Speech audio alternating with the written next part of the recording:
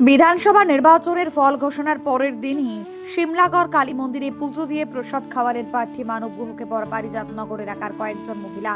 নির্বাচনের আগে তারা মা কালীকে প্রার্থনা করেছিলেন যদি প্রার্থী মানব গুহ জয়ী হন তবে তার নামে পুজো দিতে কৃতজ্ঞতা জানাবেন। ফল প্রকাশের পর সে ভারত পূরণের দিন এসে গেল। চোখে মুখে আনন্দ, মনে ভক্তি সব মিলিয়ে এক আবেগঘন পরিবেশ। পুজো সম্পন্ন হওয়ার পর তারা নিজেদের হাতে প্রসাদ তুলে দেন মানব গুহর মুখে।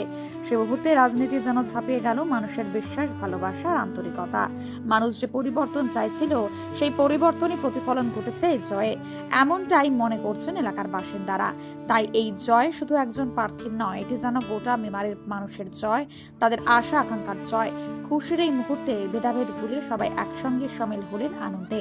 সকলের মুখে হাসি, উচ্ছ্বাস আর মেলবন্ধন যেন এক নতুন সূচনার বার্তা দিল। মেমারির মানুষ আজ সেই আনন্দেই ভাগ করে নিল একে অপরের সঙ্গে। আমি চিমলাগার পূজা দিতে গিয়েছিলাম। আমরা আজ 10 জনে গিয়েছিলাম। আজ আমাদের 13 বছর আগে আমি যে অত্যাচারিত মুক্তি হয়েছিলাম, আমার বাড়ি ঘর লুটপাট করেছিল তখন আমি বিজেপি প্রার্থী হয়েছি। তার আজ তাই সম্পূর্ণ তার ফল পেয়েছি, তার জন্য আজ মনের আনন্দে চিমলাগারে পূজা দিতে গিয়েছিলাম।